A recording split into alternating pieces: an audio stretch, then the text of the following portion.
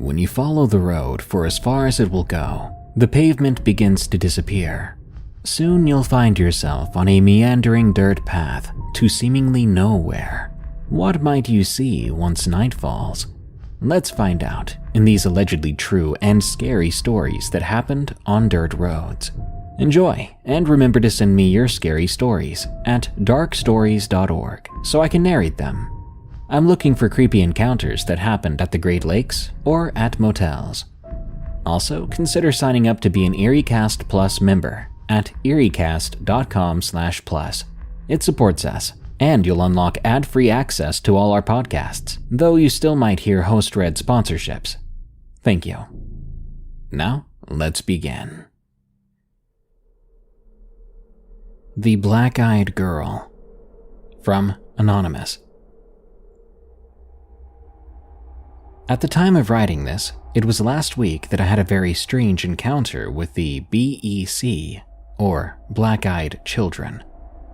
It was super creepy to say the least. I lost sleep over it. Now, I may get scared easily, but this was the first time I felt actual fear for my life. I live on a dirt road with not too many houses nearby.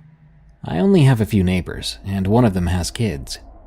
It's a really quiet place for the most part, and I used to like that. But ever since this incident occurred, I've been more paranoid than I usually am. It began on one April night. It was pretty warm for a night in the beginning week of April. I live in the south, so it's nothing new. Anyway, it was around 12:40 a.m., and I'm awake, just checking out my YouTube page and watching random stuff. Out of nowhere, I hear my big dog, Bella, beginning to growl at the front door. I have 2 dogs, 3 indoor cats, and 1 outdoor cat. And if you ask me, animals seem to be more sensitive to paranormal stuff than humans are. Anyway, Bella's growling was really unusual. She's a very friendly lab mix and never growls. So I look up from my computer and I could have sworn I saw something through the glass border around my front door. I tried to tell Bella to hush, since the walls were paper thin, and if she started barking, she'd easily wake the rest of my family. Luckily, Bella did calm down when she heard my voice, but she stayed put at the front door anyway. I thought everything was okay after that, but 10 minutes later, not only was Bella growling again, but my cats were all staring at the front door, not blinking for even a second. It's like they were seeing something that I could not see. This time, I got up from my bed, as my bed is in the living room for past medical reasons, and as I took a couple of steps to the door, I heard a light knocking sound. Bella started growling a little louder at this point, and I immediately felt on edge. There was something or someone on the other side of that door. At first, I thought it was a burglar, but our doors are always unlocked, and if that were the case, they would just barge in immediately. I cautiously took a few more steps, and I stood beside Bella. I looked outside, and I saw what looked to be an 8-year-old little girl. She was really pale and wore something that looked to be a 1950s school uniform. But that wasn't the scariest part about her. When I looked closer at her face, her eyes were black. Every single bit of her eyes, solid black. I felt my heart beginning to pound faster as she knocked again. Since there are 2 doors at the front entrance, I opened the inside door and asked her what she was doing out so late. She didn't answer me, but instead asked me if she could come in. What scared me was the way she asked it. There was a level of confidence in her tone that shouldn't have been there. Normally, if you're a kid late at night wanting help, you'd be nervous, you'd be scared, and that would be reflected in your tone of voice. But this girl spoke with confidence. I just stared at her for a few seconds before she asked again. This time she said my first name, along with her question. I immediately locked the outside door and shut the inside door, locking it too before going to the door that led to the garage. As I was about to lock it, I heard her voice coming from the outside of the garage. She said, "Please let me in, miss. I won't hurt you." This scared the crap out of me so much that I froze. After a minute, which seemed like hours, I snapped out of my trance and locked the garage door. I then ran back to my bed, pulling the covers over myself like a frightened child. Still, I could hear her knocking every 5 seconds, asking to be let in. My cats were going nuts at this point, hissing at the doors. Bella was growling louder too. The animal's growling must have scared this little girl away, because I no longer heard her knocking anymore. Naturally, I didn't sleep at all that night, and I couldn't sleep much for the next few days either, only falling asleep for an hour before waking up in a panic.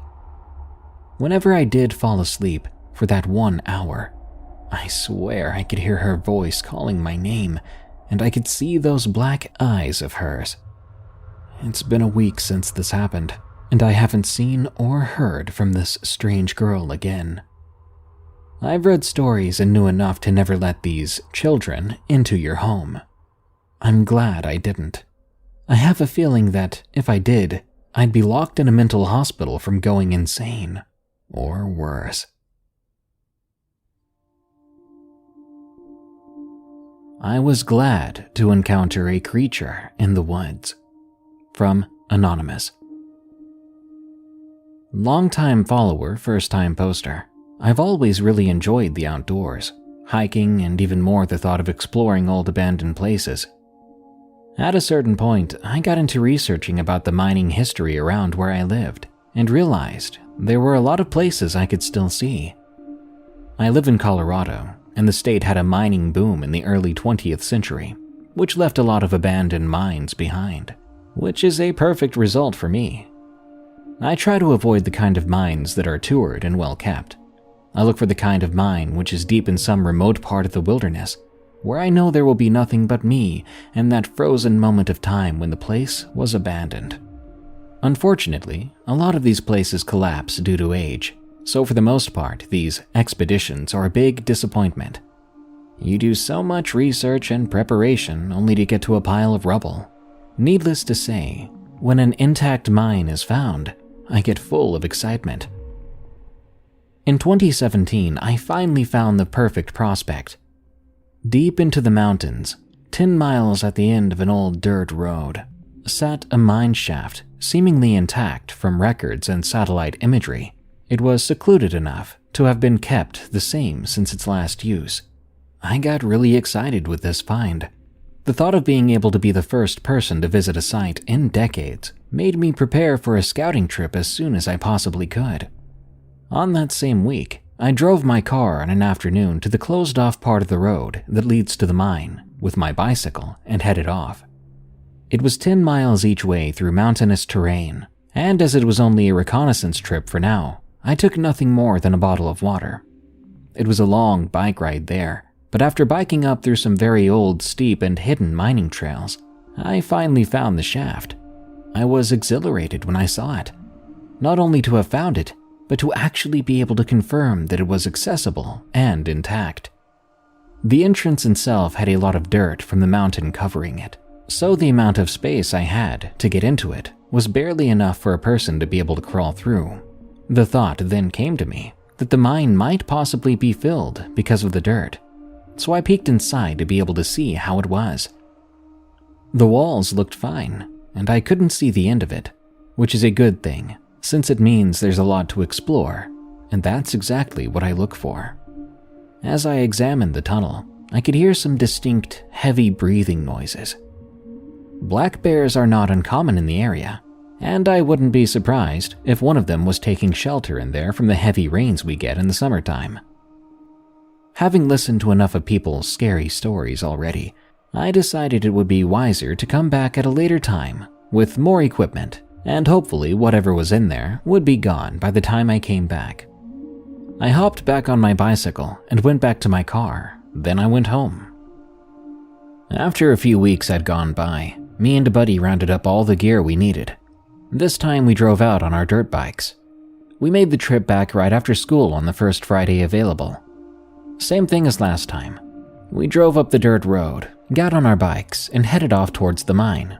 By the time we got to the entrance, the sun was about to set, so we turned on our headlamps and first of all inspected the tunnel again. We were both relieved to not hear any signs of whatever animal it was that was there the last time I visited, so we began our exploration. We walked in and were amazed at what we saw. Almost intact shafts, signs of an old era, and pickaxes all around us. The tunnel kept on going for a long time, and even had a vertical shaft, which we explored for a bit. After exploring all that we could, we decided to finally pack up and drive back to the car, despite the fact that it was pitch black outside, and we had nothing but our headlamps to guide us back. Once we made it there, we breathed a sigh of relief and of accomplishment for finally having been able to explore the kind of mine that we were searching for. In all, it was a pretty tiring day, so before we loaded the motorcycles back up, we just sat around the car and talked for a bit. Other cars drove past our turn on the dirt road every 15 minutes or so, but nothing unusual for the area, even for it being pretty late at night. One of the cars that was driving through was driving slower than usual, which we thought nothing of, until it turned off into where we were parked. Now, you have to understand that this turn we were on was very unknown to people, and it was a dead end, so it's not like people are going anywhere in particular when they park here, especially in the late hours of the night. Until that point, we thought nothing of it. Maybe they were parking to smoke something, or just to hang out. I don't know. So as they drove into the dead end, we stood up and turned our headlights on and looked at them, as to let them know that we were here, and to let them park without hitting my car. But as soon as they saw we were there, their vehicle stopped about 5 yards away from us. We waved at them and gestured to park over there, but nothing happened. The car just stayed there in front of us with the engine running, windows up, headlights shining on our faces. We began to realize that we were also hearing what sounded like muffled screams and banging coming from their trunk. My friend and I stood there, like an old Western standoff against this other car, both of us facing these people in a car in the middle of the woods at night. Now it was at this moment that I felt relieved to have met that creature on my mine scouting trip.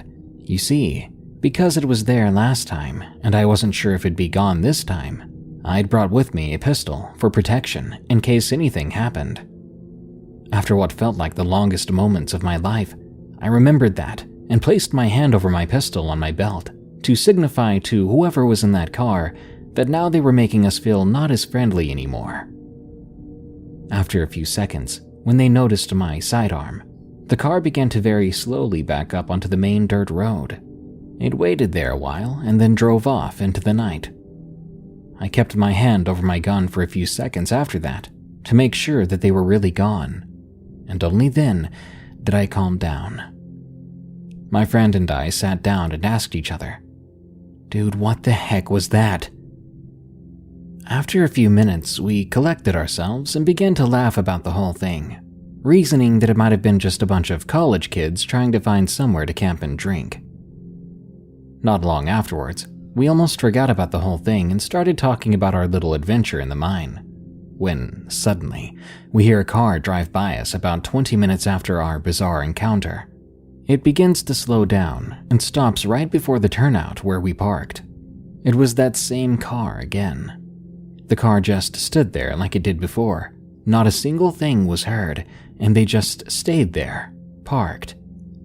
After a few minutes, they drove off, but this time my buddy and I looked at each other, and although neither of us said anything, I think we were both thinking the same thing, because we never loaded our bikes in the car as quick as we did then. As soon as we were back in the car, we sped off, not wanting to see if we would have had a third encounter with whoever that was in the strange car in the middle of the woods.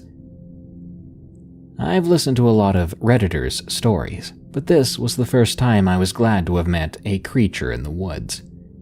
If it wasn't for whatever I'd ran into on that first scouting trip, I never would have brought my gun that night. And who knows, if that were the case, it might have ended up being me and my friend screaming from the trunk of that car. I've been back to that wooded area plenty of times since then, and nothing that bizarre has ever happened to me again, thankfully. The Figures in the Woods, from Daniel_7SE. This happened to me a couple of weeks ago. It was a Friday, just like any other normal day at first. I made my plan to get off the bus at 4:20 p.m., then leave home for my friend's house at 5:30 p.m. So I got ready to go, and it was about 5:22. My mom asked me if I was walking, and I said yeah, but in reality I was walking to the woods to get the bike my friends let me use. The reason that I have to do this is because my grandma doesn't like my friends or their stuff on the property, so I grabbed my water, my knife, and gloves, then walked out into the woods. Eventually, I got to the spot where I'd hid the bike. I got on and started towards my friend's house. My friend's place is a good 20-minute drive from my house. I figured I'd get the most out of my trip there and back by staying a couple of hours. I made it there around 6:10 and put the bike up against their house. I knocked on the door and they let me in. A couple of hours later, around 8:42 p.m., I was saying my goodbyes and I headed for home. Now by then it was pitch black outside, and all I had was my phone with me, along with my knife. I'm riding home, and I have to take a very sketchy road. After that, I have to cross a highway to get to the dirt road leading to my house. Whenever I turn on this road, I seem to always feel like I'm being watched from the woods and the fields. I stopped for but a moment to turn my phone light on. Then I continued to ride down the path slowly, but not too slow. I reached a stop sign and turned there. There I began the long ride down the dirt road to my house. About 10 minutes later, I got to the woods of my grandma's property. I heard then what sounded like human footsteps in the woods. At this point, I was very anxious. Then the noises stopped. I called out, "Hello? Is anybody there?" Silence was all I got in return, until I began to hear the sound of moving bushes in front of me. What I saw still haunts me to this day. I saw a white figure, almost like a man, but his face was a bit off. His face was all stretched, like his head didn't fit or something. He had a hideous set of rotten teeth as he grinned at me from the bush. I knew I had to get in the woods to hide my bike, so I went on my other trail that leads to a fort that I'd made with dark green camo netting. But when I walked over towards that trail, it sounded like something was following me every move I made, because whenever I stopped, I heard it stop too. I got to the trail and I hesitated for a second before going in. I got the nerve to take 4 steps in. That's when I saw another figure. This one wasn't right either. It was 8 feet tall, and this person was dressed in all black clothing, reminding me of the Grim Reaper. I froze, and I soon saw the thing's face turn to look at me. But by the time it looked at me, I had noped out of there and ran across the yard to the gun range we had. I put the bike behind the shed that was out there in the woods. After I did that, I began to walk to my house. But then I had the great idea to look back. I quickly regretted it. I saw multiple black figures in the woods this time. This was accompanied with a feeling that my life was in danger and I had to run. So I did. I didn't see them again that night, and that was my experience seeing those figures in the woods. The Demon at the Mosque. From Dog's Rule. This story is from my cousin who lives in Iran, and it's probably one of the scariest stories I've ever heard.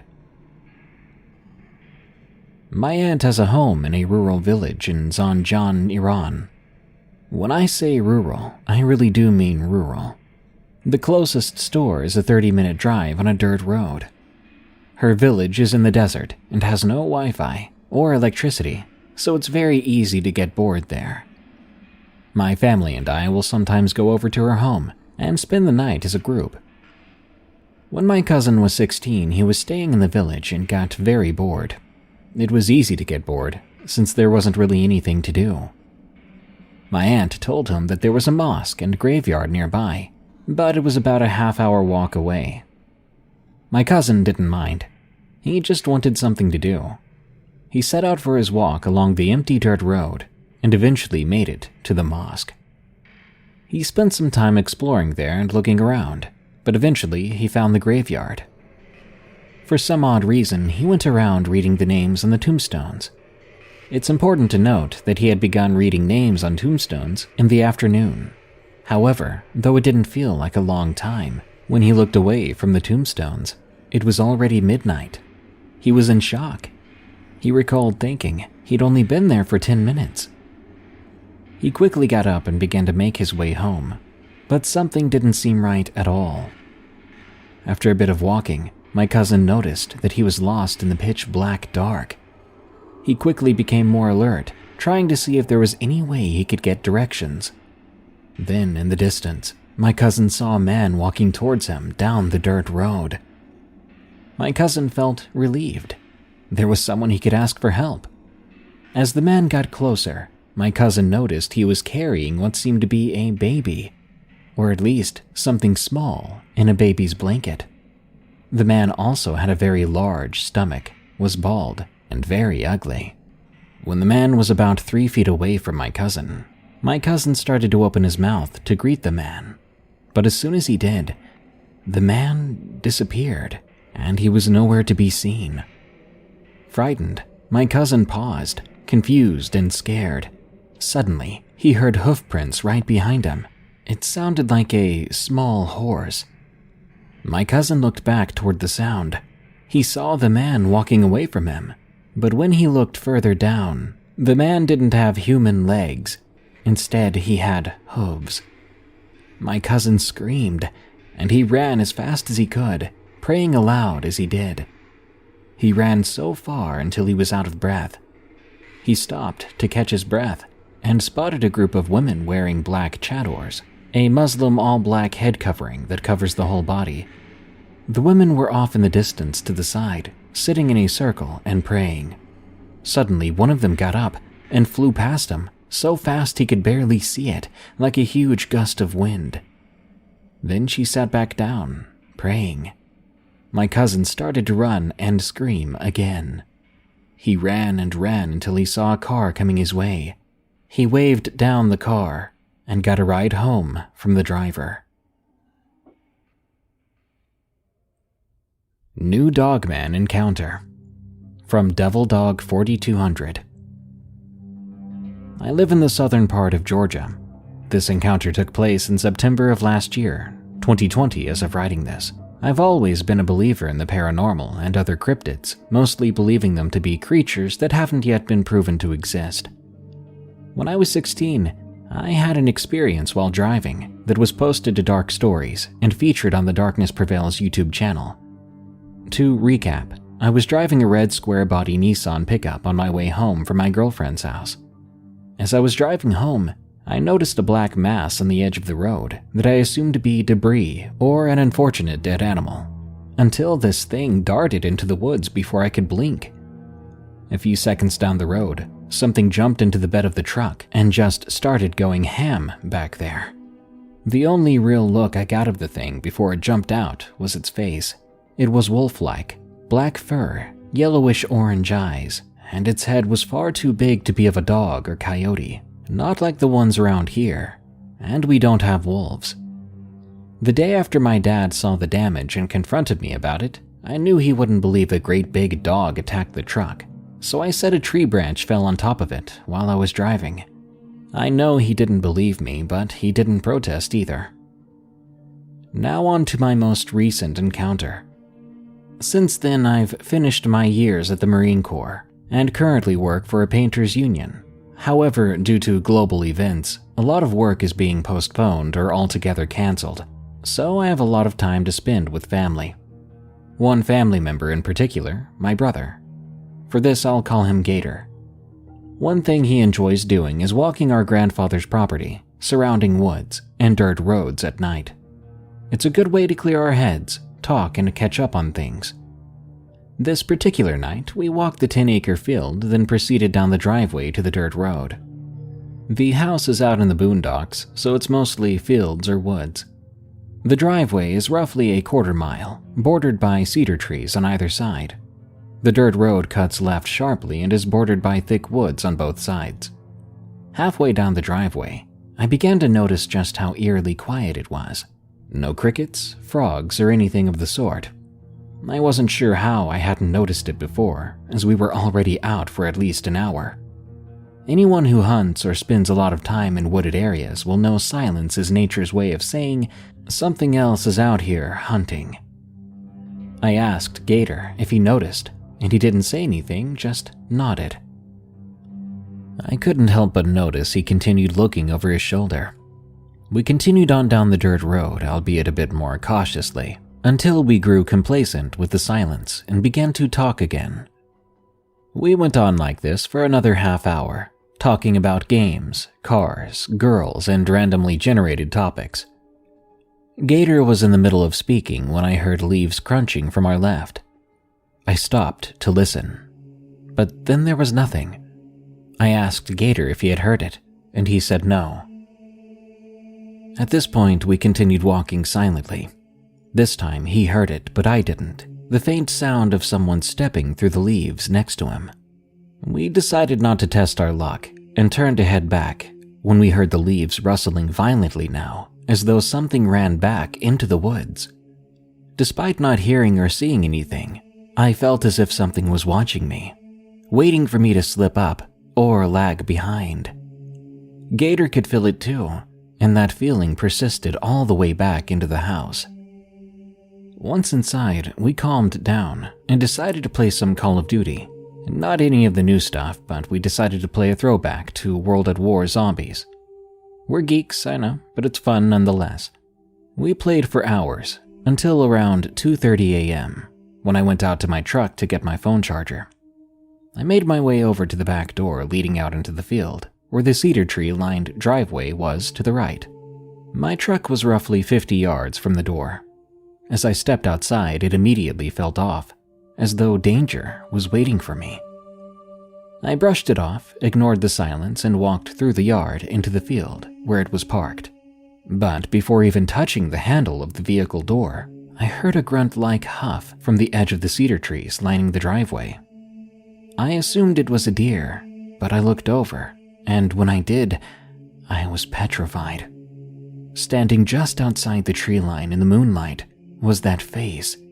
Black fur, wolfish head, yellowish-orange eyes.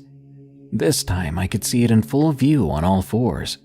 It really did look like a huge wolf, and it was staring right at me. I just knew it had to be the same one.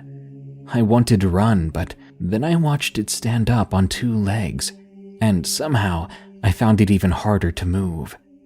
Judging from its face, I know it's hard to believe, but I swear it recognized me. It remembered me. With a low growl, it took a small step towards me. Now that I look back on this, I think it was testing my aggressiveness like some dogs or wolves would. I still couldn't budge. However, when this thing curled its wolfish lips into what I can only describe as a sadistic smile, I finally broke and ran back into the house, forgetting my charger. It didn't even try to chase me. I feel like it was toying with me. After some time to calm down, I finally explained to Gator what I saw. He didn't call me crazy, and he didn't disbelieve me. I've grown up around the paranormal. I've imagined what I saw in my truck rearview mirror, wondering what it could have possibly been, wondering what it was I saw that night. But I hope I never have to see it again. Just because something hasn't been proven to exist doesn't mean it's not out there. After all, the gorilla was folklore for nearly 100 years before it was proven to exist. There are things out there, and some of them are the stuff of nightmares. That brings us to the end of this episode of Darkness Prevails. More terrifying stories are on the way soon, so subscribe and smash that like button. By the way, did you know this show is available as a podcast called Unexplained Encounters? Just search for, follow, and rate Unexplained Encounters on Spotify, Apple Podcasts, or your favorite podcast app. This show is part of the EerieCast network. Go to EerieCast.com for more scary podcasts, such as Freaky Folklore, which explores your favorite monsters, myths, and mysteries, as well as Redwood Bureau, a fictional horror podcast about an agent on the run from an evil secret organization that captures supernatural creatures and entities. Well, thanks for tuning in. Stay safe out there and stay creepy, because this world is a strange one.